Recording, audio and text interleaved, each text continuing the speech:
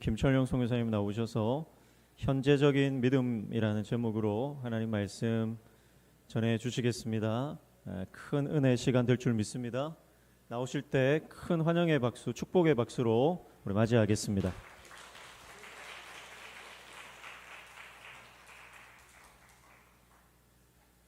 교회가 가장 바쁠 때 이렇게 또 불러주셔서 감사합니다. 한 살 먹고 왔습니다. 또 한 살 먹고 1년 만에 이렇게 뵙게 되는데 선교 보고는 뭐 작년에 이제 슬라이드를 한번 봤으니까 거기서 한복 입은 사진 뭐 이런 것만 몇 장 더해지는 거니까 다음 기회에 한번 그렇게 이용하도록 하고 저는 선교 보고보다 뭐 스페인 월드컵 보고만 잠깐 하고 뭐 보고라 할 건 없습니다. 스페인이 지금 노르웨이를 꺾고 4강에 올라와 있습니다. 뭐 한국은 일찌감치 떨어졌는데 보통 이 월드컵 축구를 보시면 국가가 연주될 때 선수들이와 관중들이나 전부 이제 목청껏 자기 나라 국가를 이렇게 부릅니다. 그래서 영국 같은 경우에는 이제 시온성과 같은 교회 찬송가 그게 국가입니다. 그래서 다들 열심히 그렇게 부릅니다. 그런데 이상하게도 스페인만은 국가를 아무도 부르질 않습니다. 그냥 곡만 흐릅니다. 여러분들이 여사로 이렇게 아마 주의 깊게 보지 않았을 겁니다. 그런데 곡만 흐르고 모두가 침묵합니다. 관중도 그렇고 선수도 그렇고 전부 침묵합니다. 그리고 곡이 끝나면 다 같이 박수를 치게 되는데 전 세계에서 유일하게 참 특이한 그런 나라입니다. 물론 그 가사에는 좀 민감한 내용이 좀 있어서 아마 안 부르는지는 모르겠습니다. 자세한 것은 네이버로 이렇게 여러분들이 한번 검색을 해보시면 됩니다. 참고로 제가 월드컵이 생각나서 그렇게 뭐 스페인은 다 미쳐 있습니다. 축구에 사실은 4강까지 올라갔으니까 오늘 저는 에레미야 이 말씀을 가지고 우리가 흔히 연속극을 보면 뭐 사랑하는 사람을 잃었다든지 할 때 추억을 파먹고 살고 있습니다. 그렇게 말들을 하는데 추억의 약발이 오래 가지 않습니다. 눈에 안 보이면 이렇게 더 그립기 때문에. 그래서 오늘 저는 이 에레미야 이 말씀을 가지고 좀 더 먼 과거 그리고 현실적인 그런 믿음 이 문제에 대해서 잠시 생각해 보면 좋겠습니다. 자, 에레미야는 남쪽 유다의 마지막 신앙 부흥기인 요시야 왕 때부터 이스라엘이 장차 바벨론에 유린당하고 성이 파괴되고 많은 사람들이 이제 포로로 끌려가서 적국에서 살아야 할 것을 미리 예언했습니다. 그런데 이스라엘 백성들은 그것을 끝까지 듣지 않고 정신을 차리지 못하고 결국은 그들은 이 예루살렘 성전만큼은 솔로몬의 성전만큼은 하나님께서 어떻게 부수지는 않겠지 그런 확신을 가지고 이제 멸망당하지 않을 거다 그렇게 생각하고 있다가 이제 예루살렘 성전이 깨어지고 많은 사람들이 이제 학살당했던 그런 역사가 있습니다. 거기서 한 700년 정도 더 흘러서 주 70년에 예루살렘 성이 로마에 의해서 티투스 장군에 의해서 이제 완전히 멸망받아서 2000년간 이스라엘은 나라가 없이 전 세계를 떠돌아다녔습니다. 그런 엄중한 상황 속에서도 예루살렘 성전에 모여들었던 많은 사람들이 있었습니다. 그들은 하나님이 이 예루살렘 성전만큼은 지켜주시겠지 그렇게 700년 전에 했던 그 행동을 그대로 했습니다. 그리고 결과는 어떻습니까? 로마 사람들은 돌 하나도 돌 위에 남기지 않고 전부 다 파헤쳤고 다 죽였습니다. 수십만 명의 사람들이 예루살렘 성전 안에서 학살을 당했습니다. 그래서 이는 불순종의 DNA는 이스라엘 백성들한테 계속해서 이스라엘뿐만 아니고 우리에게도 이 불순종의 DNA는 계속 이제 유전이 그렇게 되는 모양입니다. 성경이 분명히 말씀하신 것은 자, 아무리 하나님께서 택한 백성들을지라도 범죄하면서 하나님의 말씀을 불순종하고 우상을 섬길 때 하나님은 자기 백성들조차도 징계하신다는 것을 분명히 말씀을 하고 있습니다. 자, 동시에 우리가 만일에 하나님의 백성이 되었다 칩시다. 자, 그런데 우리가 하나님의 백성이기 때문에 어떤 죄를 지어도 우리는 안전하다. 하나님이 우리를 어떻게 하시지 않을 것이다. 그런 믿음을 가지고 있는 사람들은 매우 어리석은 그런 사람들입니다. 하나님은 결코 그렇게 하지 않았습니다.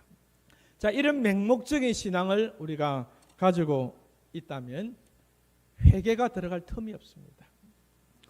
아까 아침에 목사님께서 말씀도 전해 주셨지만 그런 인간의 고집 때문에 이런 맹목적인 신앙 때문에 결국은 자기를 파괴시키고 가정을 파괴시키고 사회를 파괴시키고 국가를 이제 파괴시키는 그런 결과로 몰고 갈 수밖에 없습니다. 자, 어찌됐든 이스라엘은 만신창이가 되었습니다. 바벨론에 의해서 완전히 만신창이가 되고 이제 죽고 끌려가고 했음에도 불구하고 그들은 이제 회개를 하지 않았습니다. 그런데 이 백성을 향해서 경고하는 이 예레미야에게 오히려 예레미야를 때리고 감옥에 가두고 이제 예레미야를 죽이려고 했습니다. 그래서 우리는 성경의 예레미야를 이제 눈물의 선지자라고 그렇게 합니다. 자, 예레미야인들 자기가 원했겠습니까? 자기 나라가 멸망당하고 자기 나라 백성이 끌려가고 죽고 이렇게 포로에 끌려가서 적지에서 이렇게 서러운 삶을 그렇게 살게 될 것인데 그 사실을 예레미야인들 뭐 원했겠습니까? 원하지를 않았을 겁니다. 그럼에도 불구하고 하나님의 강제적인 명령에 의해서 그 백성들의 심판을 이제 예언했던 것을 볼 수가 있습니다. 그래서 북에서 끓는 가마가 남쪽으로 쏟아질 것을 예레미야가 예언하고 있습니다. 자, 끓는 가마가 용광로에서 끓는 가마가 쏟아지면 안에 타 죽습니다. 사실은 뜨거운 온도에 다 타 죽을 수밖에 없습니다. 그래서 하나님의 무서운 심판이 바벨론 북쪽에서 이제 이스라엘로 유다로 부어질 것을 분명히 예언을 했습니다. 그런데 이스라엘 백성들은 그 경고를 듣지 않고 결국은 멸망당했던 모습을 볼 수가 있습니다. 어떤 사람은 죽고 어떤 사람은 저 멀리 바벨론으로 그렇게 끌려갔습니다. 그래서 1차, 2차, 3차에 걸쳐서 많은 사람들이 이제 끌려간 역사를 오늘 성경을 통해서 우리가 많이 봅니다. 자, 예루살렘과 바빌론은 지금 이란 땅입니다. 적어도 이제 걸어가려고 하면 한 달 반 이상이나 걸리는 2150km 이상이나 되는 아주 멀리 떨어진 그런 땅으로 그 이스라엘 백성들이 그 바벨론 적지에서 포로로 끌려가서 자기가 원해서 온 것도 아닙니다.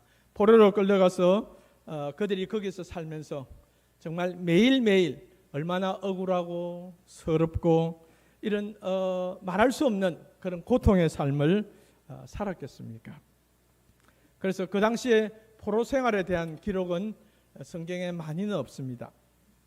그런데 짐작을 우리가 정확하게 할 수는 없지만 1978년 이제 보니 M이라는 독일의 한 가수가 그룹이 발표한 Rivers of Babylon, 그래서 바빌론 강가에서 제가 고등학교 때 나온 그런 노래인데 한국에 엄청나게 유행을 했습니다.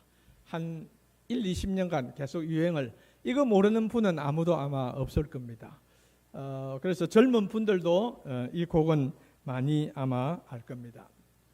근데 이 곡이 Rivers of Babylon이 이스라엘 백성들이 처한 그 고통이 얼마나 큰가 하는 데 대해서 잘 묘사를 해 놓았습니다. 그 가사를 우리가 한번 보면, 자, 바벨론 강가에 우리는 앉아 있었습니다. 고향 시온이 생각날 때면 눈물을 흘렸습니다. 바벨론 강가에 우리는 앉아 있었습니다. 고향 시온이 생각날 때면 눈물을 흘렸습니다. 악한 사람들은 우리를 포로로 끌고 왔고 우리에게 노래를 부르라고 시킵니다. 지금 우리가 이방 땅에서 어떻게 주님의 노래를 부를 수 있겠습니까? 악한 사람들은 우리를 포로로 끌고 왔고 우리에게 노래를 부르라고 시킵니다. 지금 우리가 이방 땅에서 어떻게 주님의 노래를 부를 수 있겠습니까? 우리 입술의 모든 말과 우리 마음의 묵상이 지금 이 밤 주님께 연락되기를 원합니다. 우리 입술의 모든 말과 우리 마음의 묵상이 지금 이 밤 주님께 연락되기를 원합니다. 마지막으로 우리는 울었습니다. 하나님이 필요합니다. 리버스 오브 바빌론의 이 노래입니다. 성경 그대로 시편 137편의 이 노래를 그대로 이렇게 옮겨서 아주 세계적으로 히트를 쳤던 곡은 좀 정겹게 보이지만 아주 슬픈 그런 애환을 노래한 그런 곡입니다. 자, 나라가 멸망하는 것, 그리고 자신도 포로로 적국에 끌려와서 생활하면서 하루하루 살아야 하는 것이 얼마나 괴롭고 처절한 삶을 살았던 것을 이 시편이, 그렇게 이 노래가 잘 묘사를 해주고 있습니다. 자, 에레미야의 경고는 결국 이런 슬프고도 뼈아픈 삶을 이스라엘 백성들이 살아갈 수밖에 없음을 통해서 결국은 이제 이루어지고 말았습니다. 자, 에레미야의 위로는 바로 이런 사람들에게 이제 전해지는 겁니다. 이런 고통에 있는 자들에게 메시아이신 다윗의 자손이 고통 가운데 있는 백성들을 건지시고 구원하실 것을 말씀을 하고 있습니다. 자, 막연하고 피상적인 위로가 아니라 메시아이신 주님께서 아예 백성들의 고통 한가운데로 이제 들어오셨습니다. 그래서 우리가 가진 온갖 연약함과 신음과 우리의 모든 고난과 고통을 메시아이신 주님께서 같이 감당하시고 대신 지주신 사건을 말하고 있습니다. 이런 메시아이신 주님을 바라볼 때 우리에겐 진정한 소망과 위로와 구원과 건져주심을 우리가 맛볼 수 있다고 성경은 말하고 있습니다. 자, 이런 현재적이며 미래적인 소망의 믿음을 우리가 소유할 때 주님은 우리를 이제 지켜주시며 인내하시면서 이 고난을 견뎌나가게 하신다는 사실입니다. 성경을 계속해서 보면 이제 5절에 보면 때가 이르리니 일어날 일을 말씀을 하고 있습니다. 먼저 첫째로 다윗에게 한 의로운 가지를 일으킬 것이다. 그렇게 약속을 하고 있습니다. 자, 다윗에게 한 의로운 가지, 물론 이제 메시아이신 예수 그리스도를 이제 가리키고 있습니다. 자, 예수 그리스도께서 우리의 왕이 되실 때, 우리를 다스리시고 이제 통치하실 때 이제 진정한 이제 위로가 주어질 것을 말씀하고 있습니다. 두 번째로 자, 지혜롭게 행사하고, 메시아께서 오셔서 지혜롭게 행사하고, 예수님은 지혜와 지식의 근원이 되시고 시작이 되시는 그런 분입니다. 성경은 그리스도를 아는 지식이 가장 최고다, 그렇게 말씀을 하고 있습니다. 그래서 그분이 주시는 지식을 우리가 가질 때, 지혜를 가질 때 우리는 어리석은 함정에 그렇게 빠지지 않을 수 있습니다. 그리고 지혜롭게 모든 일들을 행할 수가 있습니다. 그 다음에 세 번째로 세상에서 공평과 정의를 이제 행할 것이다, 그렇게 말하고 있습니다. 자, 이 세상은 사실 사악하고 어그러졌습니다. 온갖 불의가 가득 찬 그런 곳입니다. 자, 그럼에도 불구하고 주님께서 나와 거하실 때, 주님께서 나와 함께 하실 때 이 불의와 불공평이 한꺼번에 다 없어지지는 않는다 할지라도 우리가 능히 참고 견디며 이겨나가는 그런 믿음을 하나님께서 우리에게 이제 선물하신다는 사실입니다. 마지막으로 그의 날에 우리는 구원을 얻겠고 이스라엘은 평안히 거할 것이다. 그 이름은 여호와 우리의 의다, 그렇게 말씀하고 있습니다. 제가 오늘 전하려고 하는 말은 이제 두 가지 버전, 7절과 8절 말씀. 그래서 7절 말씀은 소위 말해서 에레미야의 관점에서 볼 때 옛날 버전입니다. 그리고 8절 말씀은 좀 업그레이드된 그런 버전의 믿음을 말하고 있습니다. 그래서 한마디로 이 7절을 말하면 먼 과거 출애굽의 하나님만으로는 부족하다 하는 것을 말씀하고 있습니다. 자, 먼 추억, 아까 제가 추억을 말을 했죠. 추억만 가지고 우리가 계속해서 살 수가 없습니다. 실체가 없는데 다 잊어버렸는데 추억만 가지고 살 수는 없습니다. 이런 먼 추억의 믿음만 가지고는 생생한 이제 믿음을 발휘하지를 못합니다. 반면에 8절은 지금 현재, 지금 북방 땅에서 포로되어 있으니까 지금 현재 그리고 앞으로 북방의 포로에서 이제 메시아이신 예수님은 너희들을 능히 건지실 분이시다. 지금 너희들이 포로로서 그렇게 고생하면서 아까 보니 에미 말하는 노래같이 이렇게 고난 가운데 있다 할지라도 메시아이신 주님은 너희들을 자기 땅으로 지금과 미래에도 능히 이제 인도하실 분이라는 것을 말씀을 하고 있습니다. 그래서 하나님은 현재의 하나님도 되시고 미래의 그런 하나님도 되십니다. 자, 추억과 앨범 속에서만 머무는 하나님은 우리의 믿음은 결코 살아있고 역동적으로 그렇게 만들지를 못합니다. 먼 과거의 그 어떤 역사만 이렇게 의지하고 살다가는 현재적인 이런 고난을 우리가 능히 극복할 수가 없습니다. 자, 여기에 대표적인 예가 모세를 이어서 여호수아가 이스라엘의 지도자가 됐습니다. 자, 그런데 여호수아가 죽고 나서 그리고 여호수아를 아는 장로들, 수많은 장로들이 이스라엘 백성들을 다 지도했습니다. 그런데 이 장로들조차 다 죽고 나서 이스라엘 백성들이 어떻게 했습니까? 그들은 점점 더 믿음이 희미해져 갔습니다. 망각했습니다. 까먹었습니다. 그리고 하나님의 교훈을 멀리했습니다.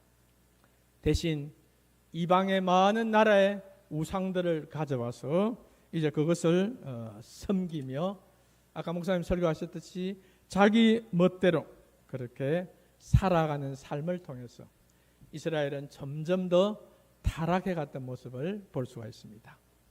바로 그 시대 이후로 여호수아 시대 이후에 구약 시대 가장 암흑긴 사사기가 열리는 모습을 볼 수가 있습니다. 그들은 이미 다 망각을 했습니다. 과거의 하나님은 먼 추억의 하나님이 되었습니다. 그리고 지금 현재는 하나님께서 역사하시는 실체적인 믿음이 그들에게 없었습니다. 자, 믿음이 희미해지는 것, 신앙의 제1세대가 가졌던 이 열정적인 이런 열정이 사라진 그런 세대들은 사실 무늬만 기독교일 뿐이지 하나님이 단지 나의 장식품이 됩니다. 욕망의 한 도구로 그렇게 전락할 수밖에 없습니다. 그래서 많은 천주교인들이, 많은 축구 선수들이 운동장에서 이렇게 열심히 성호를 걷습니다. 실은 성부, 성자, 성령 이렇게 천주교인들이 성호를 열심히 걷습니다.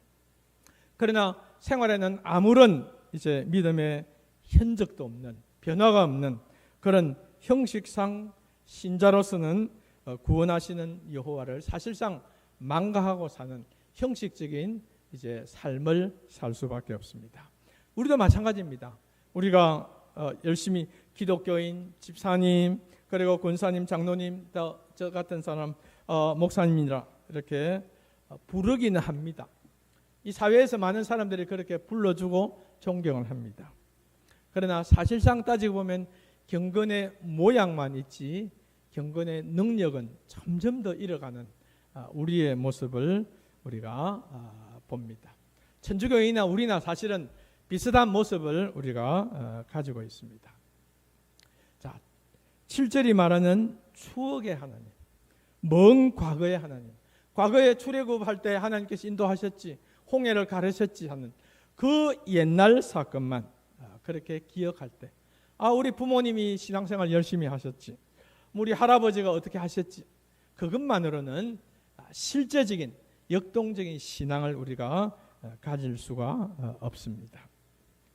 지금 우리에게 필요한 것은 업그레이드된, 업데이트된 그런 현재적인 하나님, 과거에 인도하셨던 그 하나님이 나하고 지금 무슨 상관이 있는가, 우리 과정과 무슨 상관이 있는가, 지금 과연 나에게 역사하시는가, 나를 인도하시는 분이신가 하는 것을 우리가 분명히 고민하면서 우리가 기도할 필요가 있습니다.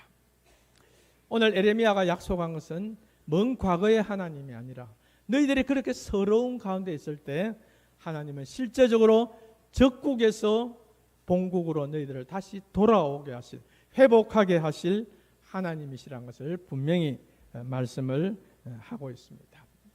오늘 우리는 이제 옛날에 그런 먼 과거의 하나님을 우리가 믿고 따르는가? 그렇지 않으면 현재도 지금 내 고통 한가운데 들어오셔서 나를 인도하시고 이끄시는 그런 하나님을 우리가 붙들고 그렇게 따라가는가? 저는 한 1년 만에 이렇게 왔지만 항상 같은 싸움을 늘 스페인에서 사실상 하고 있습니다. 뭐 상황이 달라진 것은 전혀 없습니다. 자, 그런 가운데 우리는 보통 이제 많은 것을 쌓아놓고 마치 부자와 같이 이것도 갖추고 저것도 갖추고 모든 것을 다 완비한 후에 하나님을 찾기는 쉽습니다, 사실은. 그런데 하나도 없는 가운데 이제 하나님을 이제 찾는 게 사실 쉬운 게 아닙니다. 그런데 모든 걸 다 갖춘 가운데 하나님을 이렇게 찾는다 말은 믿음이 아니죠, 사실은. 내가 다 준비해 놓은 겁니다. 그런데 우리에게 필요한 것은 에베네셀의 하나님입니다. 자, 아브라함이 무슨 양이 있을 줄 알고 이삭을 데리고 갔겠습니까? 몰랐죠, 사실은. 가니까 하나님께서 예비를 하신 겁니다. 왜냐하면 이삭은 너무 귀한 언약의 자손이고 이제 이삭을 통해서 예수 그리스도께서 장차 이제 이 땅에 십자가를 지시기 위해서 이 땅에 오실 것을 미리 예표하면서 하나님이 준비해 놓으신 겁니다. 그런데 어떻게 이삭을 잡겠습니까? 그러나 아브라함 쪽에서는 그것을 사실상 확신을 할 수가 없었죠. 그런데 그가 갔을 때 하나님께서 예비해 주시듯이. 그래서 우리가 하나님이 에베네셀의 하나님이 되신다는 사실을 우리가 100% 확신을 할 수가 없습니다. 그러나 오늘 에레미야가 말씀했듯이 하나님은 항상 우리가 현재적인 하나님, 미래적인 하나님, 업데이트된, 업그레이드된 그런 하나님을 계속해서 붙잡고 의지하고 그분을 의탁하고 기도할 것을 우리에게 요구를 하고 있습니다. 저와 여러분들 모두가 이런 고민 가운데 다 있습니다. 우리도 불안한 세대 가운데 살고 있습니다. 어떻게 될지 우리가 알 수가 없습니다. 우리가 뭐 가진 것도 뭐 별로 없습니다. 그러나 신실하신 하나님께서 아무것도 없다 할지라도 하나님께서 넉넉하게 적국에 포로된 백성이 뭐가 있겠습니까? 뭐가 배경이 있겠습니까? 그 2150km나 떨어진 그곳에서. 그런데 에레미야는 그들을 향해서 위로의 말씀을 던지고 있습니다. 지금 현재 하나님, 미래의 하나님은 능히 너희들을 본국으로, 너희들이 정말 바라는 곳으로 인도하실 분이라는 것을 분명히 말씀을 하고 있습니다. 바라기는 우리 사랑하는 성도들이 이런 현재의 하나님, 또 미래의 하나님, 업데이트된, 업그레이드된 이 하나님이 여전히 우리 고통 가운데 들어오셔서 우리를 이끌어 가시고 인도하시는 그 하나님을 계속해서 바라보면서 넉넉히 건지시는 하나님을 계속해서 바라보시는 귀한 성도들 되시기를 주의 이름으로 축복합니다. 기도하겠습니다. 하나님 감사합니다.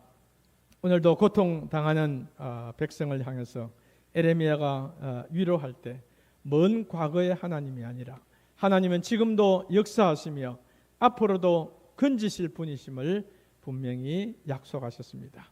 주님, 우리가 모든 것을 다 갖추어야 이렇게 믿음을 갖추었다고 생각하지만 사실 우리가 아무것도 없는 가운데서도 하나님은 새로운 길을, 사막의 강물을 이렇게 여시는 그 하나님을 계속해서 바라보면서 믿음 가운데 계속해서 달려갈 수 있는 귀한 교사들, 사랑하는 성도들 다 될 수 있도록 은혜를 더하여 주시옵소서.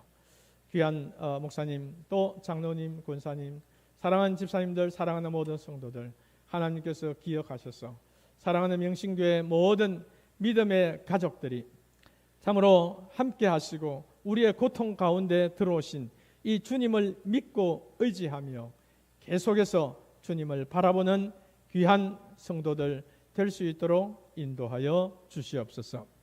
그래서 남은 한 해 동안 이제 주님께서 우리를 일으키셨던 많은 일들을 간증하며 고백하는 놀라운 역사가 일어나게 하여 주옵소서. 예수 그리스도 이름으로 간절히 기도하옵나이다.